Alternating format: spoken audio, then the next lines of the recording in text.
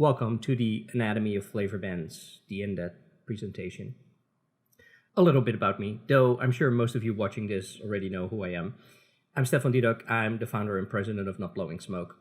Not Blowing Smoke is a consumer-led nonprofit organization that educates on tobacco harm reduction and appropriate legislation and regulations that will allow for continued and affordable access to reduced harm products like electronic cigarettes, vapor products, and other emerging technologies that will assist smokers in switching away from a deadly habit. There are a few things that I would like to mention before we get into the presentation. Please don't share this presentation in public. There are nuances and details contained within it that I would prefer that the proponents of anti-vapor legislation remain largely unaware of. Also keep in mind that nearly all of the content is based on the past year of flavor bans happening in California. There may be nuances in other states, and your mileage on the advice provided here may vary. However, considering that other states are adopting the California playbook for their tobacco control efforts, I think there's a good 90% overlap, even though, as always, the devil is in the details. To ease communication and avoid repetition, when I talk about flavor bans, I'm talking about restrictions on or prohibition of the sale of flavored tobacco products. Vapor products are considered a part in all of that in pretty much all cases. Flavor bans generally do not seek to penalize or criminalize use or possession, at least not so far, though I'm sure tobacco control would like it if they had their way. So far, all flavor bans revolve around regulating commerce, and in particular, regulating vapor products off the market in municipalities that adopt ordinances that include flavor ban components as part of their tobacco retail licensing schemes. In this presentation, I'll be going over some essential history, the strategy used to push for flavor bans, the anatomy of these bans, what to expect when you're engaging on these issues, why litigation has not been an option, the approach we took in California, and last but not least, some advice and recommendations based on my experience in how to be as efficient as possible when facing the type of death by 1,000 cuts assaults through these local flavor bans. It's essential to understand some of the history and get a feel of the time frame involved in what we've been seeing here in California. So let's look at a bit of the history so far. The first actual flavor ban started popping up as early as 2010 and went on a long hiatus until 2014. These early flavor bans revolved mostly around combustible tobacco products, but our opponents love mentioning them as they, from their perspective, cover it as flavored tobacco products. In May 2015, we saw the first flavor ban that included vapor products specifically, and that was in Sonoma City. We provided opposition to that even though there were only 2 vapor retail stores in the entire city that would have been affected. And of course, in typical fashion, neither of them engaged on the issue and have since moved on to do other things. Then from late 2015 to late 2016, we saw a few more pop up that did not specifically include vapor products. All of these ordinances revolved around amendments to the tobacco retail license schemes, which differ slightly between municipalities. In the case of El Cerrito, they didn't ban the sales of flavored tobacco products, but rather prohibit retail stores from opening in the city. This included hookah and cigar lounges, vape shops, and any other type of establishment where tobacco consumption or electronic smoking devices would be used. Other than Sonoma City, no vape shops were affected in any of these areas as non-existent. You will notice that this is a strategy to limit any opposition, and it's clear from this historic overview that our opponents went for low-hanging fruit to get their toes wet in improving their strategies and messaging related to flavor bans. The first area making a move was Contra Costa County. That's the larger of the highlighted areas here. Needless to say, I had to engage on it because it happens to be the county I live in. In case you've ever wondered where in the middle of nowhere I am, here, let me point it out for you. And of course, with the areas around it being part of the battleground, I was sort of morally obligated to do with every single one of them because they were all happening within an hour drive radius from me. We ended up with Oakland, San Leandro, and San Francisco. It's a good thing I'm not paranoid because in the first few months I felt that they specifically targeted those areas to distract me from all my other advocacy efforts. However, looking at some of the numbers keeps the paranoia at bay because once again, their strategically targeted areas are done in a way where they know that they have the least amount of opposition. Contra Costa County only had 5 vape shops affected. And please note that when I speak about affected retailers, I'm specifically speaking about vapor specialty stores, and leaving out the hybrid shops, head shops, and traditional tobacco and smoke shops. Needless to say, those are affected too by flavor bans, but we'll get into that later. There's only one retail shop and manufacturer in Oakland. There's only one online retailer who's mostly a manufacturer and wholesaler in San Leandro. And in San Francisco, which is quite the metropolitan city, there were only 10. I should say there were only 10 left, because in late 2016, about half the shops that were there decided to close up due to other regulatory harassment and several NIMBY issues that are somewhat typical for San Francisco. Throughout 2017, a few dozen more municipalities were targeted by the tobacco control efforts, seeking tobacco retail license amendments and flavor bans. It's been an incredibly busy year and a very tiring one, because at least if you're fighting bad legislation at the state level, you have one major task and one major focus. Local assaults are more like dealing with a swarm of bees.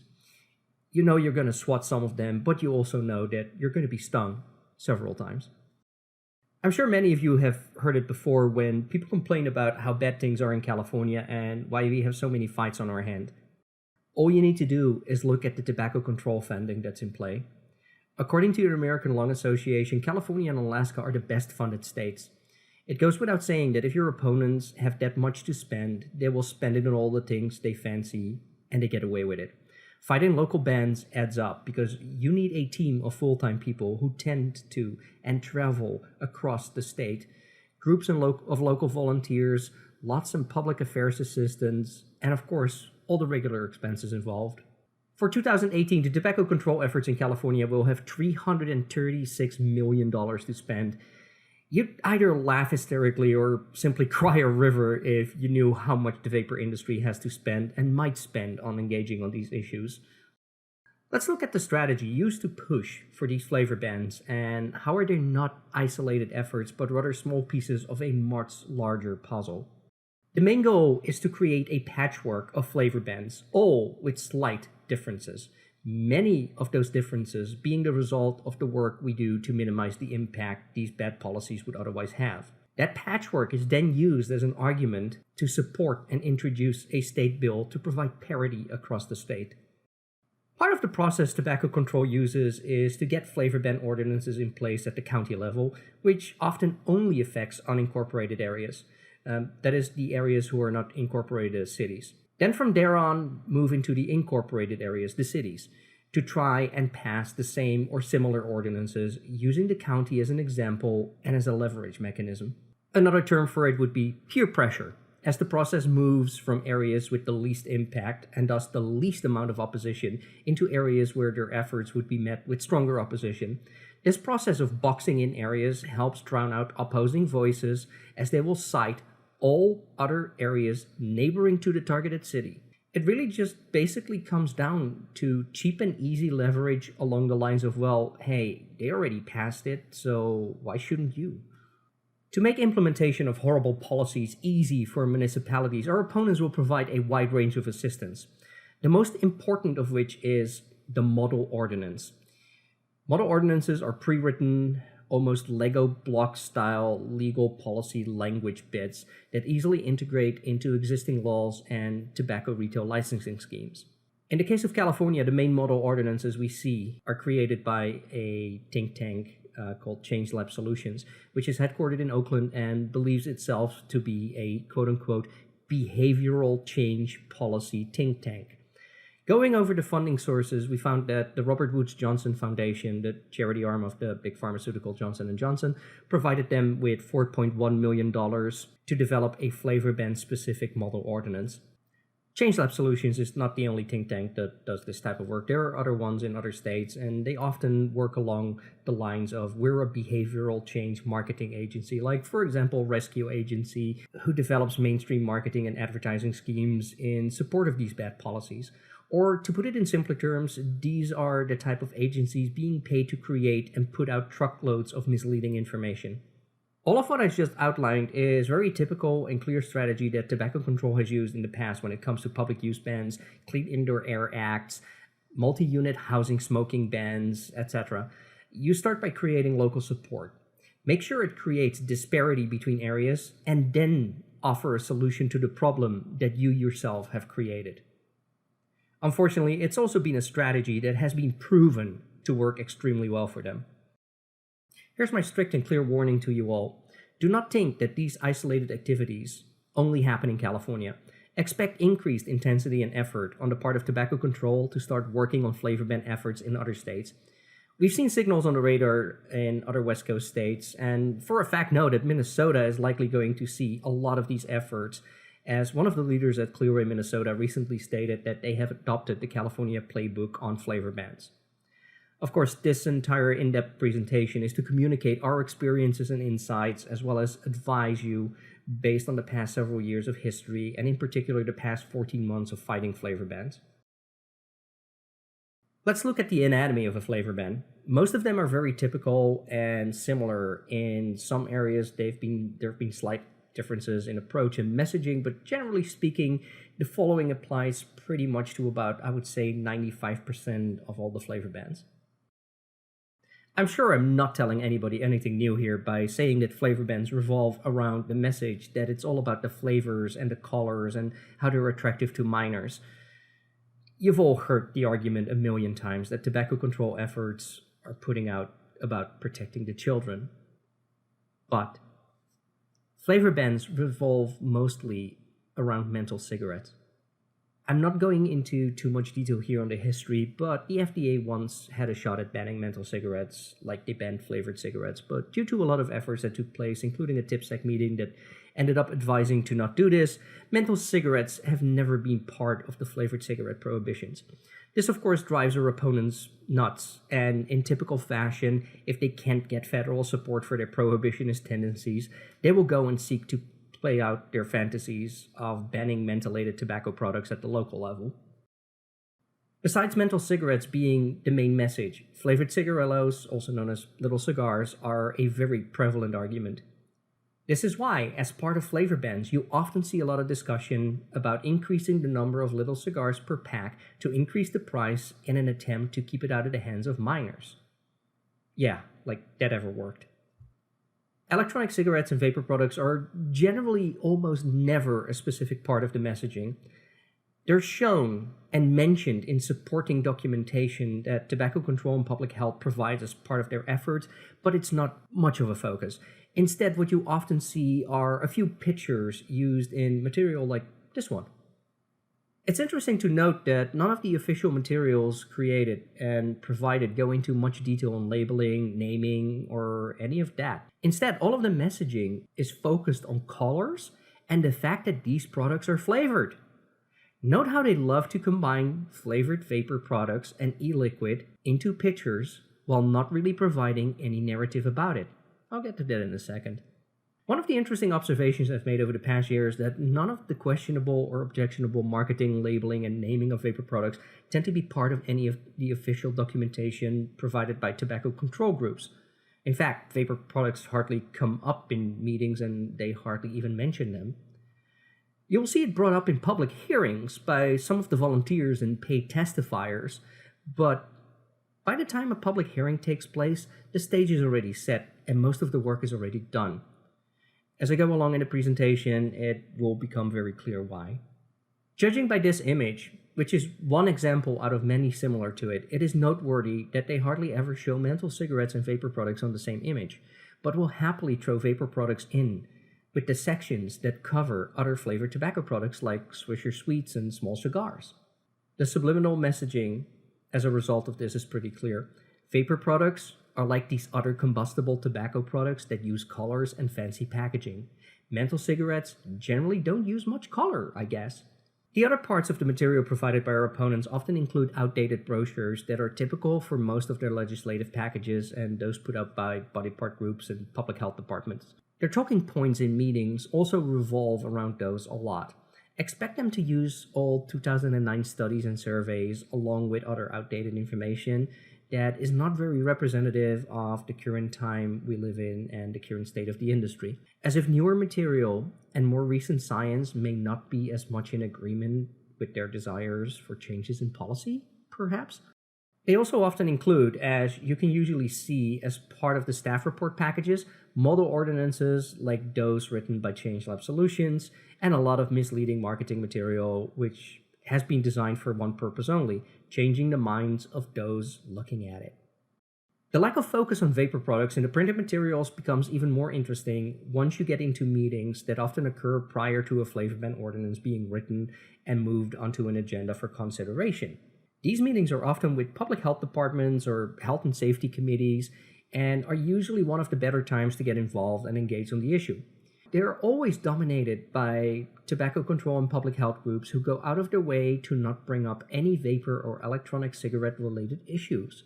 It's usually those of us who are present who bring it up because that is what we're there for. Along the process from start to finish when publishing bad ordinances, you will notice a little more focus on electronic cigarettes and vapor products in public hearings. This often involves them bringing out as many minors as they can gather who are willing to testify. The main message is still about flavored combustible tobacco products, but you might see a broader and more specific focus on vapor products. I hate doing these reality checks because you always have to make sure everybody remains engaged, vigilant, dedicated, and energized to engage on issues that come up. But at the same time, there's no point in omitting what I believe is crucial knowledge. By the time a public hearing takes place, most of the work of influencing minds has already taken place, and more often than not, the votes are already decided.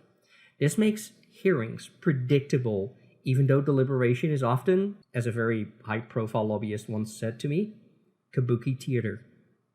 Chances of changing minds that are set during a public hearing are minimal at best.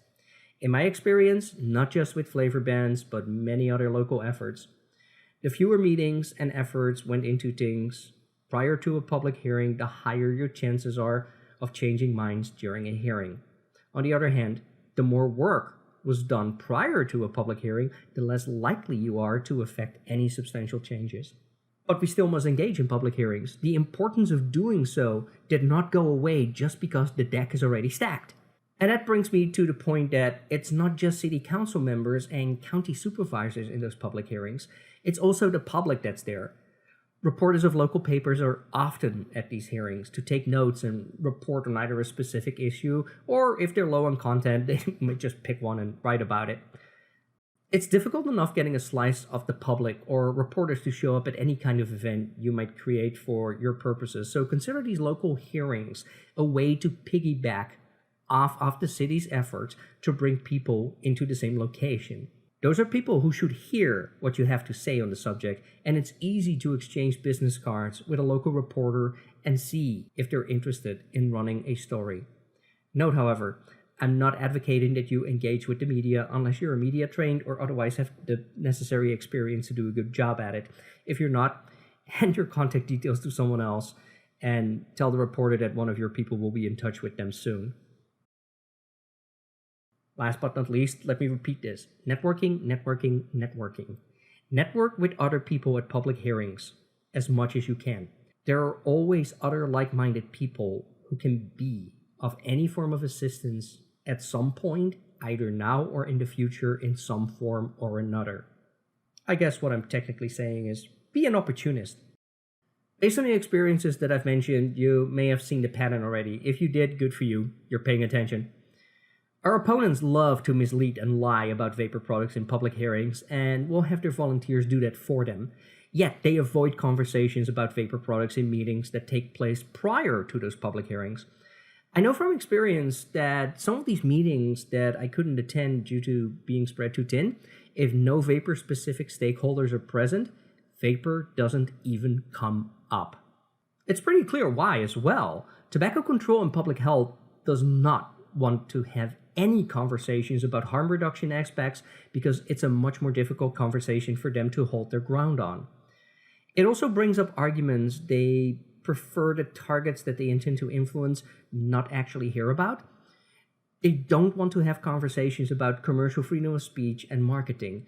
And while they are known to mislead, they usually mislead with much more care and discretion in meetings than what you normally see out in public. They also don't want to be caught on blatant lies in front of everyone.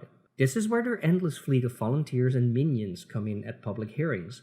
They get to say just about anything. They can lie, they can twist things as much as they wish. In the end, they're just volunteers who may have misinterpreted something or presented an opinion as a fact. It is easy to dismiss, and it doesn't cause any flack for the tobacco control or public health groups because their volunteers are not held to the same perceived high standards. And yet, they get away doing extremely damaging PR and laying it on really thick in public hearings. I'm sure that was quite a bit to take in, and if this was a live presentation, it would probably feel time for a break. However, since this is not a live presentation, feel free to press the pause button. I'll continue right after you hit the play button again, and I'll get into what you can expect when engaging on flavor ban issues. The first thing to expect, and I do mean absolutely expect, is for things to move extremely fast. And by that I mean the process from meetings to public hearings to final passage. Also, that too can sometimes happen rapidly, but rather the time between learning that you'll be facing a flavor ban hearing and the time to act on it. It is often a matter of days. 2 to 3 days is not uncommon. Sometimes maybe almost an entire week if you're lucky. Meetings that happen prior to public hearings tend to have a bit more lead time, but again, we may be talking about 2 weeks at the most, usually more closer to 1 week. The takeaway message here is be prepared. I know that's a strange thing to say in the vapor industry, and it may be considered borderline blasphemy, but try and be prepared. Worst case scenario is that you'll be more prepared after the first 2 flavor bans hit, and you're in the middle of chaos trying to get everything together and get a process of engagement going. You'll learn as you go. Hopefully this presentation will help you on that learning curve a little faster and get you prepared a little more than you'd otherwise have been. Don't expect common sense arguments to work. Your mileage may vary if you're having individual meetings with elected or unelected officials, but generally one of the most common sense arguments does not appear to hold any value. If you're in a municipality or a state that has increased the age for tobacco product purchases to like 18, 19, 21, you'll immediately argue that adequate protections, as that is what the proponents of such policies claimed, for minors was already in place. And even if you're in an area where tobacco sales to minors are prohibited, the argument that nobody is legally allowed to sell to minors, and indeed does not do that, is an issue of enforcement and control that's already in place. So why prohibit sales of vapor products entirely if minors can get it through regular retail means? Somehow that argument seems too complicated for most, while to us it's common sense. Of course, sometimes there's just areas with no sense at all. I won't mention the city, but there was one in California that twice attempted to author a flavor ban on their own and ended up with language trying to ban the sale of tobacco-flavored products. I guess that means tobacco-flavored ice cream and cigarettes, because there's a big difference between tobacco-flavored products and flavored tobacco products. One of the arguments that often comes up, and depending on the situation, you can casually reference it, but don't dwell on it too much, flavored alcohol. In particular, all the flavored vodka out there. It's not an argument that works very well, and it takes away extremely valuable time, which you often may not have, in which you could make more valid arguments. It's happened before that an official who's versed on alcohol regulation would pose the question whether it means we'd prefer to be regulated as alcohol. The answer to that is no, you really don't want that. State and local regulations on alcohol are way more complicated and controlled than tobacco is, and in most cases it allows the state much more control over your products, your business, and everything else than they otherwise would have with tobacco products. And while it's outside of the scope of this presentation, the argument in general doesn't really work too well because, for one, the FDA doesn't regulate alcohol. I think in more general terms and as more generic advice, avoid the kind of arguments that deflect the issue. Pointing at something different, even though you feel it is somewhat related, whether it's cigarettes or alcohol, is akin to pointing at something and going, but what about them? It detracts from the message you wish to convey, and it detracts from the conversation you really should be having. Expect to be labeled and referred to as big tobacco. Our opponents insist either verbally in somewhat veiled ways or sometimes more directly in their printed materials, that all these products that they're talking about, which, by the way, includes all of your products, are made by, sold by, or somehow have the involvement of big tobacco companies. You'll have to keep hammering on that issue that you're not big tobacco. Then again, you already do, and I'm pretty sure that part comes naturally. On a side note, for those who want to get a little edgy in meetings, please do realize that if you're referred to directly as big tobacco, they are basically calling you out for being a convicted racketeer. It's something I would take amazingly great offense to. I'm just saying that. The main argument for pushing flavor bans is that it will somehow magically protect minors from having access to flavored tobacco products. This ties in with the common sense enforcement and age restrictions, because how are minors getting these products if they aren't purchasing them in retail stores that these flavor bans are putting out of business? You can urge the legislators you're meeting with to do some research into how minors in their area get their hands on tobacco products, and further urge them to make policy decisions based on actual data rather than tobacco control rhetoric. They would discover most of the accessibility for minors comes from online sources or through friends and family that happens to be of age. Prohibiting sales in the city itself would solve absolutely nothing except harm the local economy. Expect that the economic argument is one that will be the prevailing and dominant argument in most meetings and hearings. Again, in this case, mileage might vary based on your officials, their positions on small business and economy, and the overall demographic of the area you're engaging in. The common sense argument that people will just go to the next town to buy products and how it basically sends money from one municipality to another seems more important than a lot of the other arguments. The loss of tax revenue, business tax, employment tax, empty storefronts are all great arguments to make. I'm not going into all of this in detail because that's a whole different topic that could take up an entire presentation, but I know that many of you will be making those arguments, and while they're good, they don't always work. Some of the responses we've seen are officials may tell you that they choose health and protecting minors from nicotine and tobacco is worth more to them than the money, and how dare you put a price on the lives of minors. In terms of how prohibition will just send people to neighboring cities or online to buy these products, I've heard, well, other cities will adopt similar bans, and, well, the state will eventually ban it statewide, and, oh, but the FDA will ban it completely anyway. The best one I've heard was from a county supervisor who basically said he didn't care about any of our arguments because he just did not want these products sold in his county. Well, at least he was being clear about it. You'll not be the only special interest in meetings or public hearings, and yes, while you're representing harm reduction, the consumer side of things, or the vapor industry specifically, you are a special interest. Other business stakeholders will likely be present, and expect them, often traditional tobacco retailers, to make a lot of the aforementioned economic arguments. Keep in mind that gas stations, C-stores, corner stores, 7-Eleven, all combined have a much bigger economic footprint in any area than you do. They need to make those arguments, and they will. This will free up more of your time to focus on the aspects of harm reduction, what vapor is really about, what it means, the science, and all the good stuff. There's no point in repeating the same thing that many others around you will already be saying. Council members and supervisors do get the economic message after the first few times, and either they care or they don't. Time is your most precious component in all this, and you won't get a lot of it, so use it wisely to provide clear messaging and arguments that they would otherwise not hear about.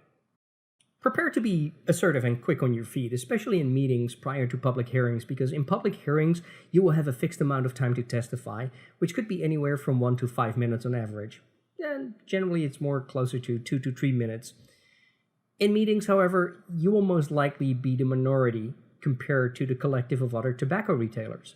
Everyone always wants to be heard, often repeat things, and will hammer on issues they feel are most important to them. Meetings can easily be dominated by just narrative from other tobacco retailers. Interject yourself, seize the moment, and make sure you are heard.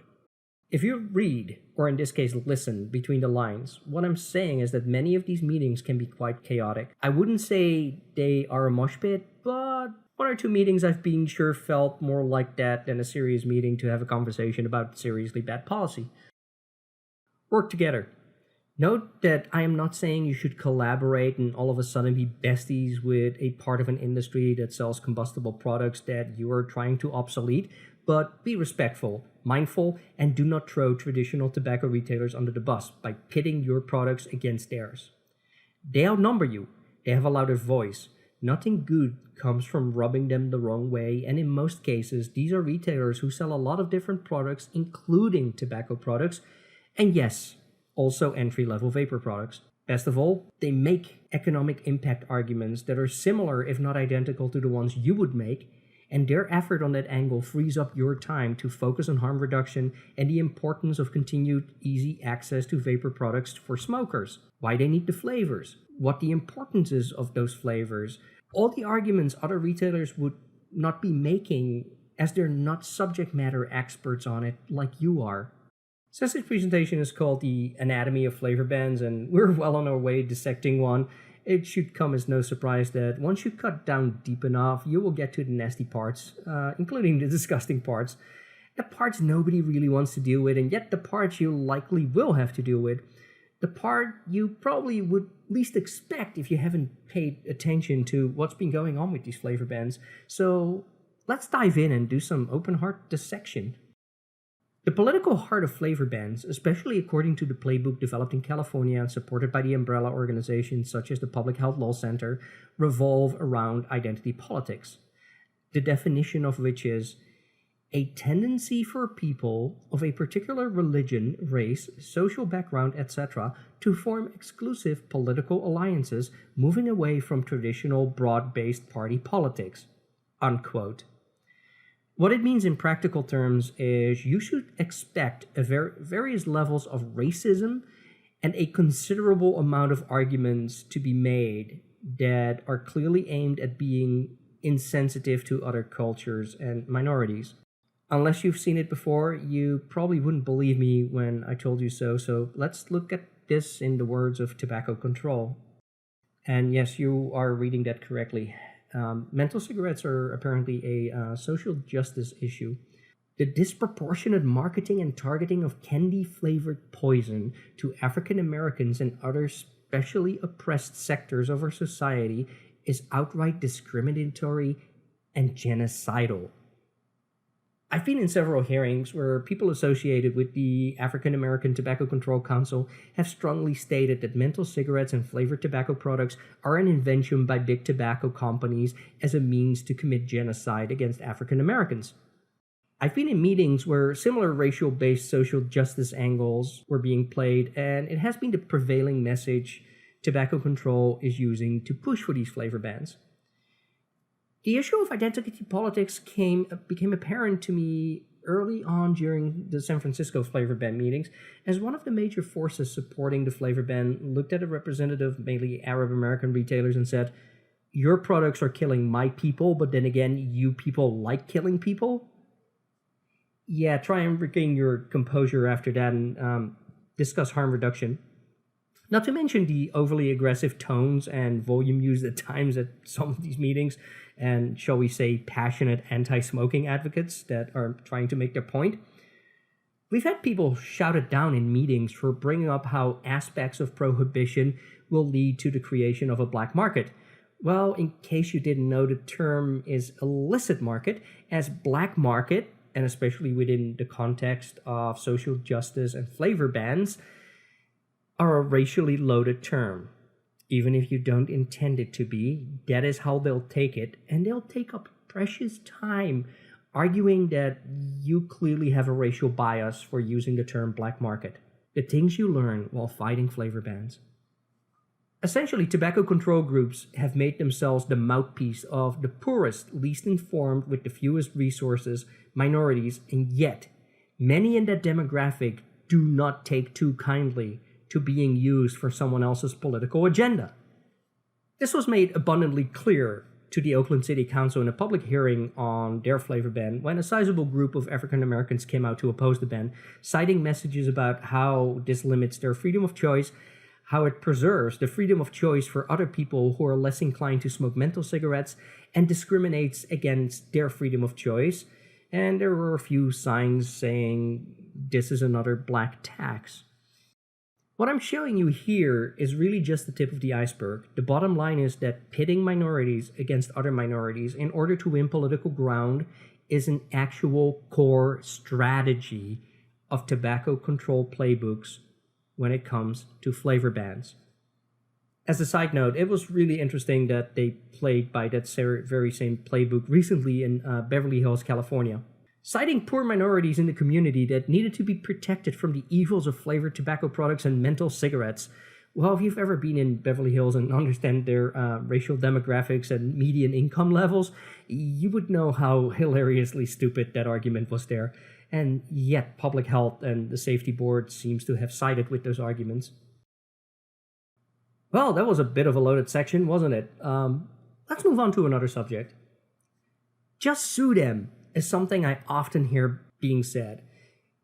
Be it from armchair-based backseat drivers online or actual retailers in affected areas who indeed often would not be interested in providing the resources for litigation in the first place, it makes for an interesting argument if it wasn't for the fact that litigation is unfortunately not much of an option. And I say unfortunately because it would be a much cheaper alternative than one we ended up doing here in San Francisco.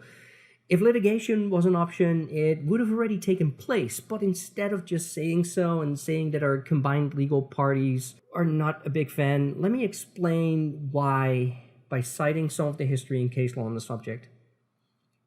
So in 2008, San Francisco decided to ban the sale of tobacco products in most pharmacies. This ordinance contained a provision that exempted grocery stores and big box stores that had pharmacies. In 2009, Philip Morris filed a case in federal court citing infringement on freedom of speech, advertising, and made the First Amendment argument. That case failed. The court contended that no violation of the First Amendment took place. Case closed. Also in 2009, Walgreens files a case in state court citing the exemption violated the Equal Protection Clause under the 14th Amendment. That case succeeded. But in response to that, in 2010, San Francisco amends its law and applies it to all retailers that have pharmacies. You could argue that from a position of equalizing the level playing field for competition, Walgreens got what they wanted, except it did solidify the tobacco sales ban. In 2011, Safeway files a case in state court citing violation of due process under the 14th Amendment, claiming the decision for the sales ban was arbitrary and capricious because it unfairly favored stores without pharmacies. That case failed. The court's decision at this point is important because municipalities are allowed to regulate commerce, and that is exactly what they're legally doing when enacting flavor bans. They're not violating the Equal Protection Clause. They're not infringing on commercial speech and the First Amendment. They're not violating due process. They are simply regulating commerce. Now, mind you, mileage on litigation might vary state by state, and it all depends on a lot of details regarding tobacco retail licensing schemes, whatever's in effect, potential preemptions that may exist. Though, given how similar the circumstances would be, I would not put too much faith into if all else fails, let's just litigate. Expect litigation to not be one of the options you're going to have. The following is going to focus specifically on things we've done in California and are currently engaged in. While some of this might not apply in your area or perhaps not at this time, I do hope it gives you some insight into the possible approach that will require a lot of effort, where the sooner you build good relations and coalitions, the better off you are when you start thinking about pushing big red buttons, so to speak. In California, we did all the usual things, call to actions, raising awareness, enlisting the help of other organizations like CASA to get the word out. California is one of the worst states when it comes to participation of consumers. Heck, it's one of the worst states when it comes to participation of stakeholders whose businesses are on the line, but that's a different topic. What we did is we built a wider coalition of stakeholders. We networked like crazy. We shared and pooled our resources, which mostly revolved around intelligence and information sharing. Most of all, we focused all our efforts on the harm reduction message, and a referendum was the result.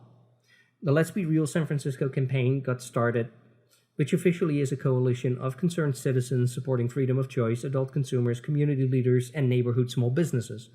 Needless to say, this is all very exciting, but don't get too excited yet, because a referendum is not a walk in the park, and it comes with a lot of challenges that need to be met.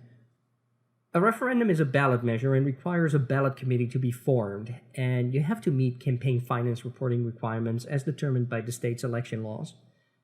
The little dollar signs on the slide should give you an indication, and the $3 sign I used there are not like the 3 stars indicated in the cost of a restaurant. In that case, I would have to use more dollar signs than I can fit on a slide. This is a very expensive proposition.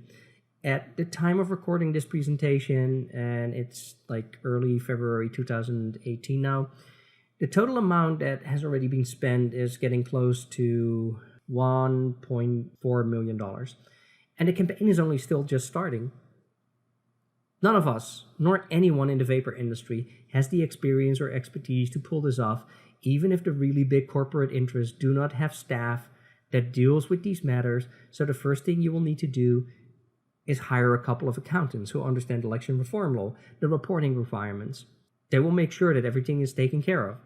Reporting is an ongoing effort and not something you should do at intermediate stages, so the cost will reflect that ongoing effort. You'll need lawyers, or at least a law firm that's well versed in election campaigns and ballot measures.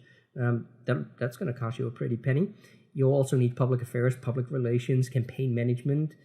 There's a lot of consultants and firms to be contracted and hired and deployed on an ongoing basis for many months. But before you start deploying all that, you have to actually get on the ballot first. To do that, you have to gather enough signatures from registered voters to file for a referendum, and you generally only have 30 days to do this from the moment things are signed into law. And you can't just hand out signature sheets or do some cheesy online signature collection. You need to get licensed signature collectors, file for the right number of badges for them. This is all government controlled and verified. And of course, you have to pay those people to do the work. This is often translated into a dollar amount of compensation for signatures gathered. And if memory serves me right, it ended up being like $5 per signature in the case of San Francisco. The number of signatures you need to collect is based on a percentage of the number of voters that came out to vote in the last election. In our case, we needed 19,400 signatures, and we collected almost double at that at 34,000. You always need to collect more than you need because of duplicates. People signing who aren't really registered voters. Having a margin is really a good idea. Once the signatures are collected, you need to deliver them to the city so they can go over them and decide if you have met the criteria to pass a referendum. We did, and we held a press conference at the step of San Francisco City Hall. It didn't take long for our opponents to condemn our actions and speak out about how this vile attack on a unanimous decision by a city and its elected officials was being funded by a big tobacco company. Funny thing is, even if the vapor industry had that kind of money to put in play for a fight like this, the response would have been exactly the same, except they would have just called the vapor industry big tobacco like they always do. The other part of the effort involved in a ballot measure is you can't just get an item on the ballot and hope people make the right decision when they vote. You have to go out and campaign. This is no different from other forms of political campaigning, except you're not campaigning for a particular candidate for a position in office, but a vote in favor or against a ballot item. This usually involves phone banks, door-to-door knocking, direct mail, radio and TV advertising, the whole gamut of things that you need to convince people to vote a certain way. And as is always the case, there's never one message that works for every demographic. So you need to develop different messaging, freedom of choice, adult products for adult consumers, harm reduction, prohibition doesn't work, economic arguments, all of that. I'm not going to get into any of the details because it's not a good idea to discuss these while we're this close to the elections and underway in our campaign. But let me say I'm feeling extremely good about how this is an absolute winnable fight. However, as the little dollar signs indicate, all this makes a referendum an extremely expensive undertaking and further underscores that if litigation was a possibility, it would have been a cheaper alternative. It also underscores that you have to fight these things whenever and wherever you can, because you really don't want to end up with a referendum and all that cost. Now, let's talk a bit about what you can do. I've gone over what we're doing, but there's a lot you can do without having to pull a referendum out of a hat. Before you can do anything, you have to know that a flavor ban is going to come up in a public hearing or that one is being considered, which is much better because you get a chance to engage on the issue sooner rather than later. The relationships you have and your network in your area or areas of availability and interest will be essential for this because you can't be expected to keep an eye on every municipality while keeping an ear to the ground in every county while paying attention to every single state bill. So what if you don't have an existing network or none at all? Well, sorry to say, but you'll just have to go out and build one. If you haven't started yet, I suggest you start right after this presentation because, as I explained before, time's not on your side. Monitoring municipalities in different states through commercial services such as provided by stateside are generally not within any of the budgets of any state industry or consumer organization. Actually, they're not even really in the budget of any of the national organizations. That doesn't mean it's a hopeless situation if you don't have access or the funds or the network. It just means you have to start crafting channels by which you can obtain information in a timely manner as possible. I would still recommend keeping an eye on all municipalities that you expect may consider a flavor ban, and do take into account the pattern of historical strategy used in which they target areas with low opposition first, but perhaps the quickest way to get timely information is to build relationships with other tobacco retailers. Now, a lot of them are not engaged on any of these issues, as they should, and in a way, they are not much different from the vapor industry when it comes to involvement and participation, but you do get a lot more tobacco retailers standing up and fighting for their livelihood because they simply outnumber the number of vapor-specific retailers in any area. Most tobacco retailers will get excellent information from their various trade associations that they're part of, and there's several of those. They also have resources that make all the difference in monitoring and alerting stakeholders. They will inform their members as rapidly as needed, and if you lack direct relationships, this is the easiest way to limit or otherwise double your day job you'd have to have trying to keep an eye out, hoping you'll actually see something before it's too late. Finding constituents and engaging is easier said than done. You can engage if you're not a constituent in an affected area, but your arguments may not be weighed by the same scale as they do when it's an actual voter in the district. There are going to be times where you can't find any because of their availability or your own time constraints. This because a lot of areas may not have vapor-specific retailers, and the time you have between knowing and engaging is generally extremely short. I'm going to say don't worry about it too much, just engage. Once you do, it's often a case of making good connections and establishing relationships along the way. Set up meetings with local officials, and this is where those constituents come in handy, as those are often crucial in getting a meeting with whoever's district they're in. Once the process is in motion, you can try for a meeting at any time, though from experience I can say the sooner you engage, the better.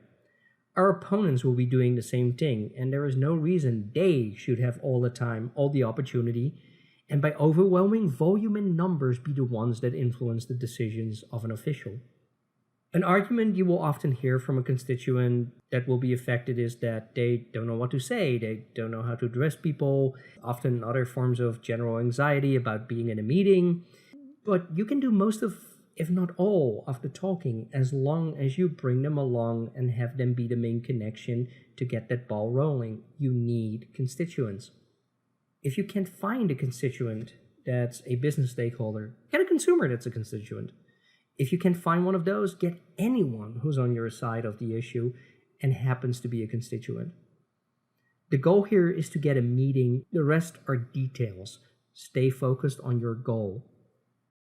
Keep a good record of all your contacts that may prove useful when there's a need to engage. Always collect details anywhere and everywhere and reach out to people in your network as needed. But there's a balance you need to find. Don't overload everyone constantly with requests for help or requests for attendance. Fatigue sets in quick because a lot of these efforts can be boring unless you're really into playing slow motion chess. Your direct connections are always going to be the most valuable and reliable, but don't forget to reach out through all forms of social media where potentially affected stakeholders and consumers may be present. Don't discount some forms of social media because they haven't been useful to you. Case in point, I was recently using Reddit. I hardly ever engage there. I just post stuff for awareness sake. Once or twice a year, somebody who wasn't engaged or aware sees something, reaches out, and becomes part of the fight, and as such becomes part of my network. That 15 seconds it took me to copy and paste an alert is usually well worth it. Start an email list and a task-specific Facebook group. Some folks pay more attention to being tagged on Facebook than they do their email. For others, it's the other way around. So do both. Just make sure your group is task-based with as little noise as possible about other issues that may be going on. Basically, do whatever works to collect people into a communication channel that works and doesn't end up creating a drain on everybody else's time. Engage in public relations. Make sure you get details from any and all local papers and reporters in an affected area and check on their guidelines for submitting op-eds, which are third-party submitted opinion pieces that are often published. If you happen to have a PR or PA firm working for you, that process is usually smoother as they will take care of most of the communication that's involved, but this is something you can do without professional help. I guess it amounts to how much time versus how much money you have to spend on PR, but it's an often overlooked activity that really should be conducted more. Guidelines such as word count requirements are often published on a paper's website, and in case they don't, it's really a matter of just making a phone call. Write those op-eds and get them published. Content-wise, that's an entirely different topic, and I would strongly suggest you get help from more experienced people if you're not feeling confident or a little insecure about it. But media loves stories, specifically human interest stories, so always make sure that the content of the op-ed is personal in nature. Whatever you do, do not try and abuse an op-ed to advertise for your business. It wouldn't get published anyway, and if you do, I'm pretty sure they'll never accept an op-ed from you ever again. Also, don't submit the same op-ed to different papers. Write different ones. If an op-ed gets published in 2 different places and they learn about it, both are likely never to accept a future op-ed from you ever again. Most important of all things, be heard. Make sure our message gets through and gets through more than once and from more than just you. If time allows, and of course it often doesn't, distribute contact info, email addresses, phone numbers, Twitter handles to people who can write letters, make calls, or generally get the message out to officials on social media. Don't expect people to put a lot of effort into anything. Some people will, most won't. Make it easy for them to engage, so always get out location information, time, short descriptions, whatever else is needed from them. And yes, sometimes you have to spoon-feed people lines and details as needed. Keep in mind that often the battle against flavor bans is not a matter of winning or losing, but rather one of delaying. A delaying strategy on low-hanging fruit often causes a kink in the plans our opponents have from boxing in certain areas. It's like a temporary halting of dominoes falling over, except in the case of our opponents, our swift actions that cause such a delay will delay much longer because the overhead and corporate nature of the big and slow machine that is called tobacco control. A few curveball arguments that you could throw in are: ask if an economic impact study has been conducted to examine the economic impact on an area if they enact policies that are considering. Some do, some don't. Some that didn't decided to hold back on moving forward until one was conducted. Often the results help influence their decisions, and it is usually in our favor. Ask if there has been an effort to reach out to local retailers to inform them that policies are being considered that will negatively impact them. Some do, some don't. Those who do, great. it buys you more time, and not only that, it gets you more opportunities to engage during the meetings on these subjects. If they haven't, well, shame on them. Run an op-ed and run it as fast as you can. Put pressure on them. Nobody wants to look bad. Election years are great for that approach. Sometimes you can get a flavor ban pulled from the agenda while they conduct more outreach, perhaps set up a study session or a meeting in which communication channels are opened with retailers. This may be separate meetings or part of public hearings. It varies by municipality, and it's at their discretion, but all of it buys more time. Ask if officials will be making data-based decisions or going off ideological anti-smoking rhetoric coming from a very one-sided source whose funding depends on pushing for certain policies. If minors are not allowed to and legally cannot buy from retail stores, and those stores are shown to have a very high compliance percentage with existing age restrictions, then more data is needed to examine how minors are obtaining flavored tobacco products. Urge them to gather more data before making decisions that would have a lot of unintended consequences and in the end provide no protections for minors whatsoever. In most cases, the people you're talking to have little to no understanding of vapor products. It's your job to educate them as best you can in the time that you have. However, in the case of flavor bans, there is a false belief that they're not banning vapor products and e-liquid. They're not banning electronic cigarettes. They're only banning the flavored kind because the tobacco-flavored ones are still okay. Well, as you may know from experience, tobacco flavors in vapor products are not the result of the nicotine used in them. Instead, the tobacco flavors are mostly artificial flavors. They do not usually have just tobacco. They're often augmented with flavor notes such as bourbon, caramel, vanilla, you name it. Under the definition of characterizing flavors, all those tobacco flavors would also be banned.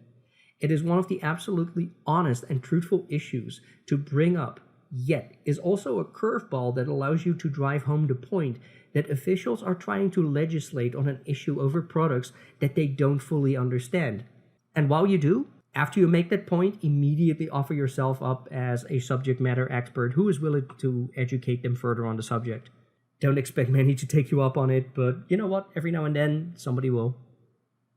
I know it's a lot to take in, and by now you must be feeling that you're rather run in every direction, not in towards a flavor ban, because there's an overwhelming amount of details and tasks to consider. And in the end, these battles are ones that we win or we lose, but do we really? If you get all your information from online sources and general social media chatter, you must think that flavor bans are hitting left and right and being rammed through in fully automatic machine gun fashion.